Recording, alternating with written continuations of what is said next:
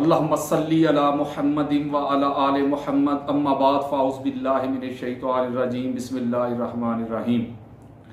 آج میں ایک بڑا اہم موضوع لے کے آپ دوستوں کی خدمت میں حاضر ہوا ہوں، اور میری پوری کوشش ہوگی کہ میں کم وقت میں زیادہ سے زیادہ جو مواد اور نالج ہے آپ دوستوں کی خدمت میں پیش کر سکوں، چونکہ میں نہیں چاہتا کہ ویڈیو زیادہ طویل ہو جائے، ورنہ دلائل کے انبار لگے ہوئے ہیں۔ کچھ لوگ، کچھ ملا ملوانے یا کچھ ملا حضرات اس کوشش میں لگے ہوئے ہیں، اس جد و جہد میں لگے ہوئے ہیں کہ کسی طریقہ سے جگیر فدق یا مسئلہ فدق جو ہے اس کو اجتہادی مسئلہ بنا دیا جائے، تاکہ جب اس کو اجتہادی مسئلہ بنا دیا جائے گا تو پھر اجتہادی خطا جو ہے نا اس کا راستہ ہموار ہو جائے گا۔ لیکن اللہ رب العزت کے فضل سے، توفیق سے، جب تک میں زندہ ہوں، میری سانسیں چلتی ہیں، میرا دل دھڑکتا ہے، میں کسی بھی ملا کو، ملوانے کو اہل بیت اطہار کی عظمت پہ، ان کی افضلیت پہ، اور بالخصوص پاک بی بی کوثر مصطفیٰ، وہ سیدہ، وہ زاہدہ، وہ طیبہ، وہ طاہرہ فاطمہ الزہرا سلام اللہ علیہا، آپ کی شخصیت پہ کسی کو تان کرنے کی اجازت ہرگز نہیں دوں گا۔ میں اہل سنت کی کتب کے انبار سے ان کے منہ کو بند کرتا رہوں گا۔ وہ کہتے ہیں جی پاک بی بی فاطمہ الزہرا سلام اللہ علیہا، یہ جو مسئلہ فدق ہے یا جگیر فدق کا جو مسئلہ ہے یہ آپ کا اجتہاد تھا، اور اجتہاد کہہ کے وہ اس پر کنسنٹریٹ کرتے ہیں، اس پہ زور دیتے ہیں، اور بعض مولوی حضرات یہ کہتے ہیں کہ بالکل اسی طرح جیسے ام المومنین حضرت عائشہ صدیقہ رضی اللہ تعالی عنہا، اما عائشہ صدیقہ کا جس طرح روایت باری تعالیٰ کے حوالے سے اجتہاد تھا کہ آقا علیہ الصلوۃ والسلام نے اللہ رب العزت کو اپنی سر کی آنکھوں سے نہیں دیکھا معراج کی رات، وہ کہتے ہیں یہ چونکہ اما عائشہ کا اپنا اجتہاد تھا اور صحابہ کرام والا کہ ان کا بھی اجتہاد تھا، انہوں نے چونکہ اس بات کی گواہی دے دی کہ آقا علیہ السلام نے فرمایا تھا کہ میں نے اپنے رب کو سر کی آنکھوں سے دیکھا ہے، تو لہٰذا ہم اما عائشہ صدیقہ کے اجتہاد کو نہیں مانتے، صحابہ کے جو انہوں نے روایت کی ہے اور جو دلائل دی ہیں ان کو مانتے ہیں۔ تو بالکل اسی طرح یہاں جو مسئلہ بنا ہے فدق کا، وہ بھی پاک بی بی فاطمہ الزہرا سلام اللہ علیہا کا اجتہاد ہے،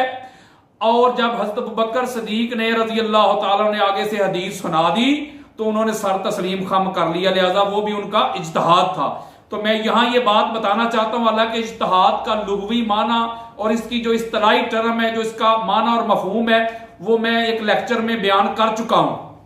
جو اس ملوانے کو میں نے جواب دیا تھا کیٹاگوریکلی، ٹھیک ہے، اس پہ میں نے آیت تطہیر کے بھی بے شمار کوئی 100-150 کے قریب ریفرنسز دے دیے تھے۔ آج میں ایک بڑی اہم بات کرنا چاہتا ہوں کہ جو اجتہاد ہوتا ہے اس کا تو نمبر ہے تیسرا، جو بات کیٹاگوریکلی قرآن سے ثابت ہو رہی ہو، آقا علیہ السلام کی حدیث سے جو بات کلیئر ہو رہی ہو، اس میں کلیئرٹی مل رہی ہو، تو اجتہاد کی تو ضرورت ہی پیش نہیں آتی، اجتہاد کا تو تیسرا نمبر ہے۔ اب پاک بی بی فاطمہ الزہرا سلام اللہ علیہا آپ جب تشریف لے کے گئی ہیں جو فدق کے حوالے سے، تو حضرت ابوبکر صدیق نے رضی اللہ تعالیٰ عنہ نے آگے سے حدیث پڑھی ہے،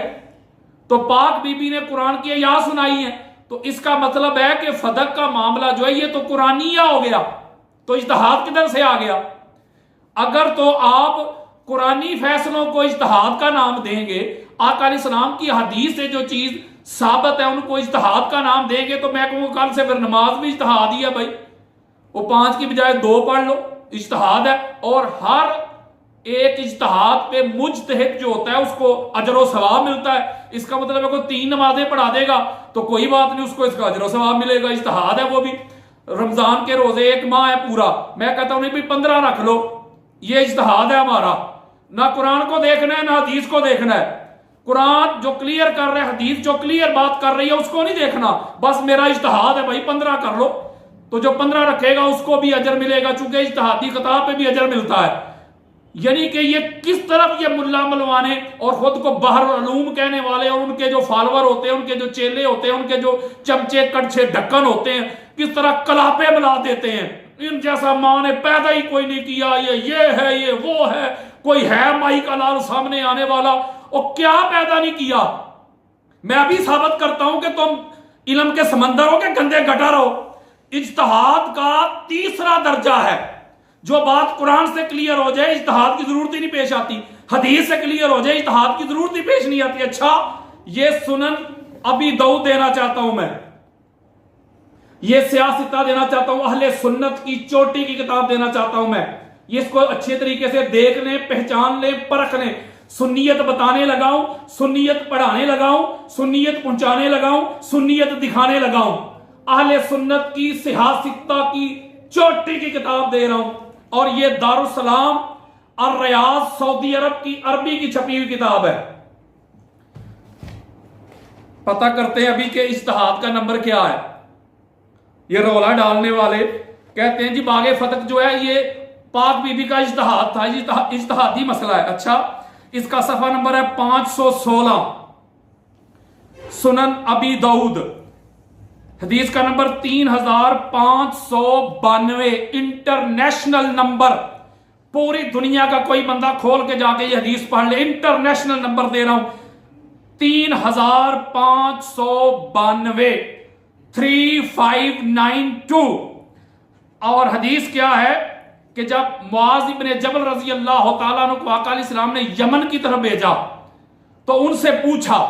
ان کے علم کے بارے میں، ان کے نالج کے بارے میں کہ وہ فیصلے کیسے کریں گے تاکہ آقا علیہ السلام مطمئن ہو جائے ان کی طرف سے۔ پوچھا، یہ حدیث ہے لما اراد ان یبعث معاذا الی الیمن، جب آقا علیہ السلام نے ان کو یمن کی طرف بھیجنے کا ارادہ کیا تو قال کیف تقضی اذا اراد لک قضاء، میرے آقا نے پوچھا ہے معاذ جب تمہارے پاس کوئی فیصلہ آئے گا، کوئی معاملہ آئے گا، کوئی مسئلہ آئے گا تو فیصلہ کیسے کرو گے، اس پہ حکم کیسے لاگو کرو گے، یہ آقا علیہ السلام پوچھ رہے ہیں۔ اب توجہ کے ساتھ سنیں،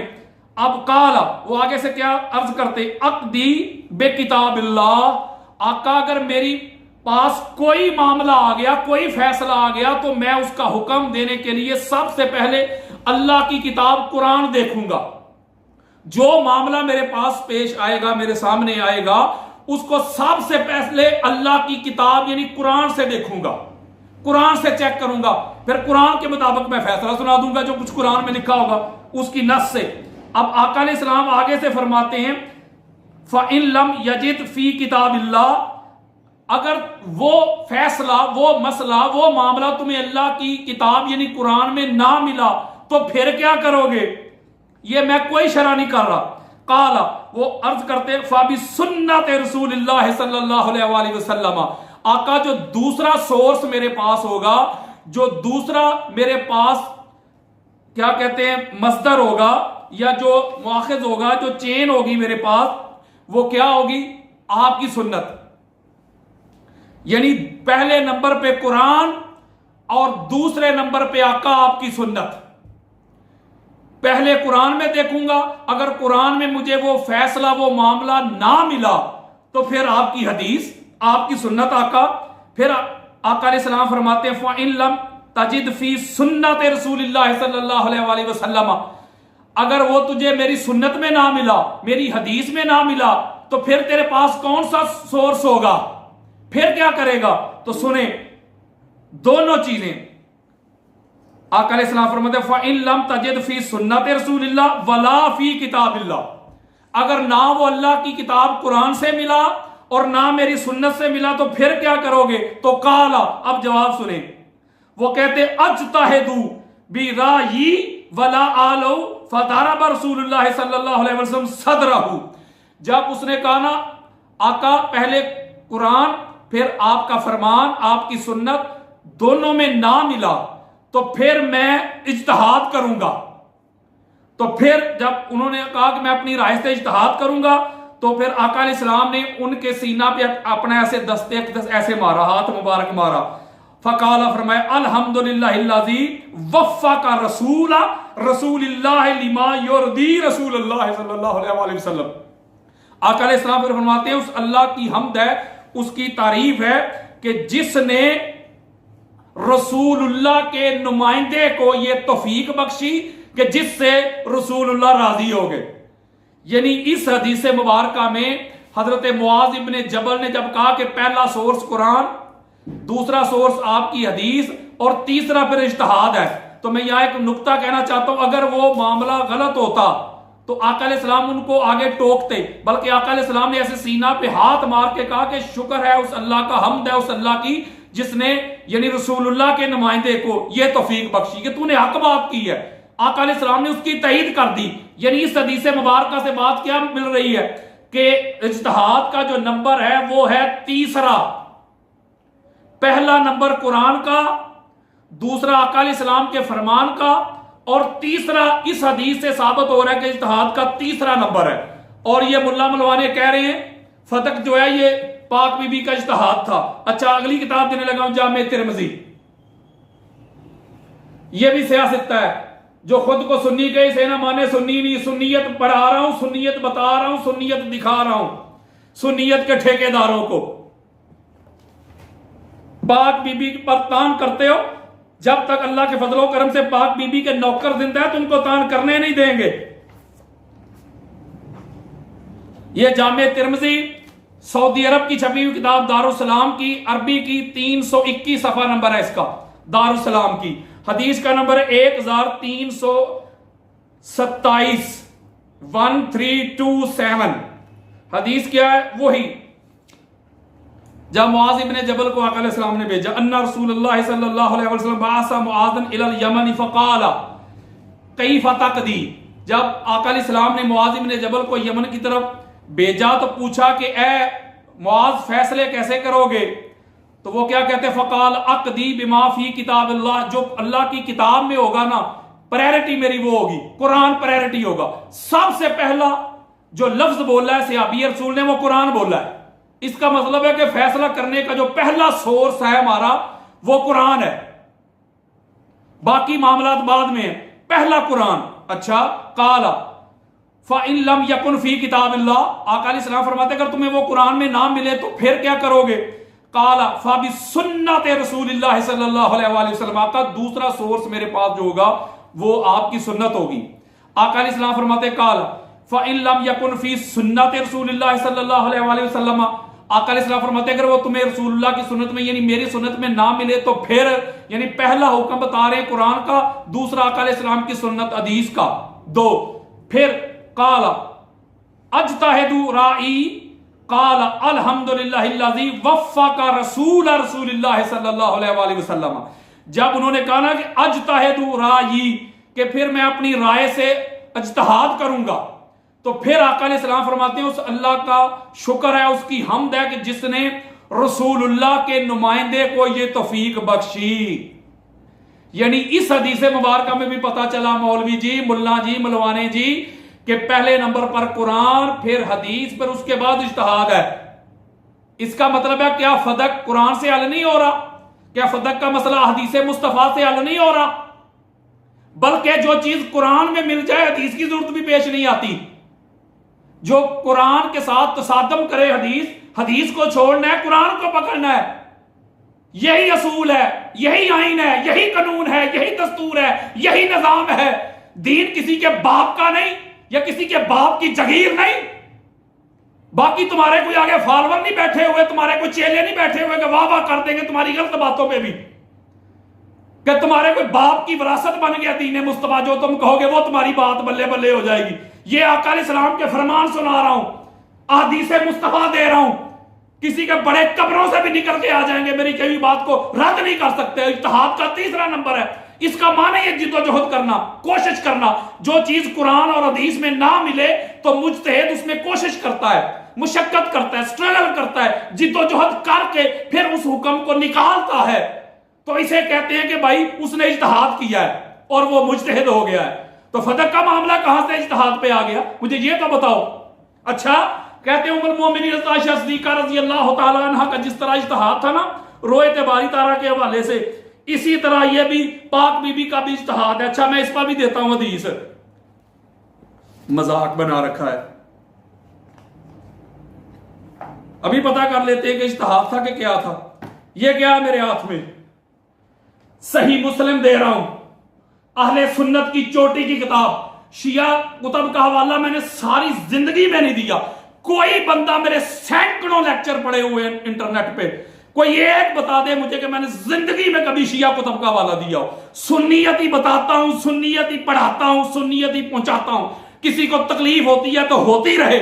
ہم سے 2 نمبر سنیت بیان نہیں ہوتی، ڈنڈی مارنے والی سنیت بیان نہیں ہوتی، حق چھپانے والی سنیت بیان نہیں ہوتی، ملا ملوانوں کی سنیت بیان نہیں ہوتی۔ میں سنیت بیان کرتا ہوں بخاری والی، مسلم والی، ابو داؤد والی، نسائی والی، ترمذی والی،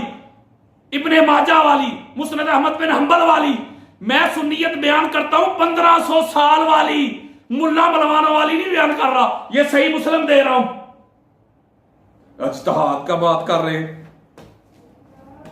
یہ سنیں، اس کا صفحہ نمبر 90 ہے، یہ دارالسلام الریاض کی چھپی ہوئی کتاب ہے، دارالسلام ریاض کی، سعودی عرب کی عربی ٹیکسٹ کی کتاب دے رہا ہوں میں، صفحہ نمبر 90 حدیث کا نمبر 439 ہے، آگے تک چل رہی 440 441 442 443، یہ پورا مضمون چل رہا ہے۔ حضرت مسروق رضی اللہ تعالیٰ عنہ روایت کرتے ہیں کہ میں ام المومنین حضرت عائشہ صدیقہ رضی اللہ تعالیٰ عنہ کے پاس جایا کرتا، شاگرد تھا ان کا، ان سے مسائل پوچھا کرتا تھا۔ وہ کہتے ہیں بالکل وہ پاک بی بی کی میں نے پچھلے لیکچر میں جو روایات دی تھی حضرت مسروق سے دی تھی، وہ کہتے ہیں کہ میں یہ انٹرنیشنل نمبر بتا رہا ہوں 177 اور اس کا بتا رہا ہوں 439 انٹرنیشنل نمبر بتا رہا ہوں۔ وہ کہتے ان مسروق قال کنت متکئا عند عائشہ، میں پاک بی بی ام المومنین عائشہ صدیقہ رضی اللہ تعالیٰ عنہ کے پاس بیٹھا ہوا تھا، جہاں میں ان سے سبق لیتا تھا، ان سے پوچھتا تھا، ایک جگہ مخصوص تھی، آپ پردے کے اندر ہوتی تھی اور میں سوال کرتا تھا، پوچھتا تھا۔ یہ جو اگلی روایت ہے 442 اس میں آپ فرما رہی ہیں ان مسروق قال قلت لعائشہ فأین اقول تعالی، آگے جو سورہ نجم کی آیات ہیں، لیکن میں یہ 439 پڑھ رہا ہوں، اس سے پہلے والی تھوڑے سے الفاظ کے رد و بدل کے ساتھ، یہ بے شمار روایات ملتی ہیں بخاری میں بھی مسلم میں بھی۔ وہ کہتی ہے کہ یا ابا عائشہ، اے ابو عائشہ، یعنی حضرت مسروق کی کنیت ہے ابو عائشہ۔ تو اما عائشہ فرماتی ہے ثلاث من تکلم بواحدۃ منہن فقد اعظم علی اللہ الفریۃ، یہ 3 چیزوں کا جو بندہ کلیم کرے نا، 3 باتوں کا، وہ اللہ پہ بہتان باندھتا ہے۔ وہ کہتے قلت ما ہن، میں نے عرض کی اما جان وہ کون سی چیزیں ہیں؟ قالت من زعم ان محمد را ربہ فقد اعظم علی اللہ الفریۃ، آپ فرماتی پہلی بات جو اس بات کا کلیم کرے، دعویٰ کرے کہ رسول اللہ صلی اللہ علیہ وسلم نے معراج کی رات نہیں اپنے رب کو دیکھا تھا، دیدار کیا تھا، تو اس نے اللہ پر بہتان باندھا۔ حضرت مسروق کہہ رہے جب یہ ام المومنین حضرت عائشہ صدیقہ رضی اللہ تعالی عنہا اما عائشہ نے فرمایا تو وہ کہتے قال وکنت متکئا، میں لیٹا ہوا تھا، یعنی پیچھے ٹیک لگا کے تکیے کے ساتھ، فجلست فقلت یا ام المومنین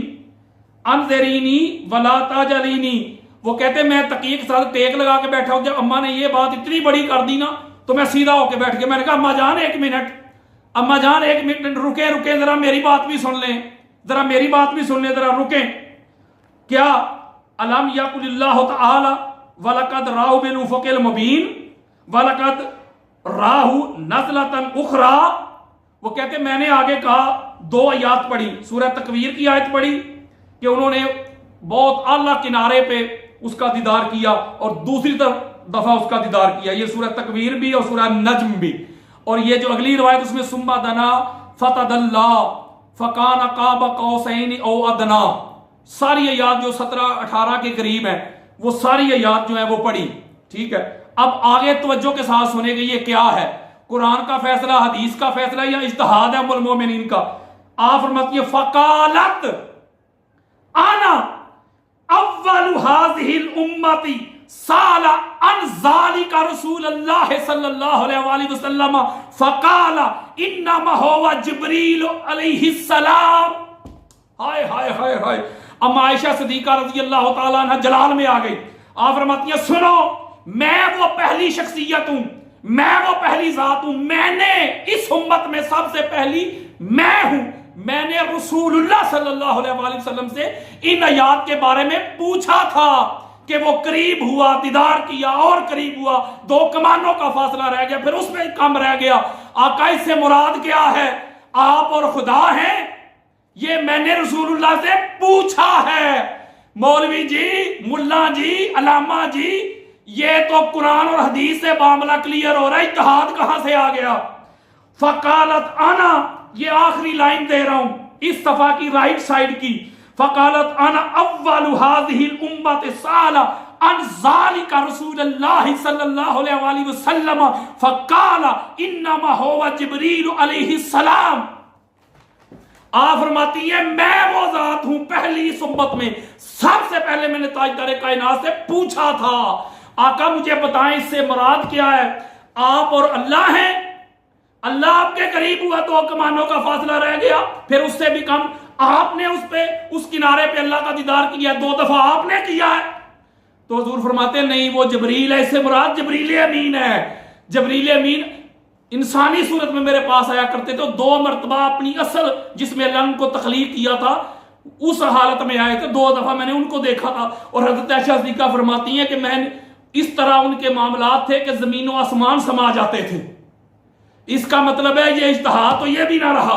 इसमें भी अम्मा आयशा जो है वो हदीस सुना रही है, इसको आड़ बना के, इसको बुनियाद बना के तो हम पाक बीबी कौसर मुस्तफा सैयदा कायनात फातिमा ज़हरा सलामुल्लाह अलैहा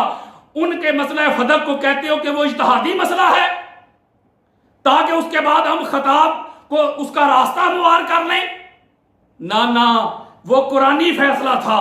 वो कुरान से हल होता है, मुस्तफा के फरमान से हल होता है। इस पर बेशुमार दलाइल दिए जा सकते थे, लेकिन मैं इन्हीं पे इक्तफा करना चाहता हूं कि पाक बीबी फातिमा ज़हरा सलामुल्लाह अलैहा आपका फदक का मुतालबा ये इत्तेहादी नहीं था, ये कुरानी था, ये मुस्तफा की हदीस से साबित हो रहा है। अल्लाह तबारक व तआला हम हक बात बयान करने की, हमको हक बात सुनने की, समझने की, फिर उस पर अमल करने की तौफीक अता फरमाए। वमा अलैया इल्लल बलागुल मुबीन।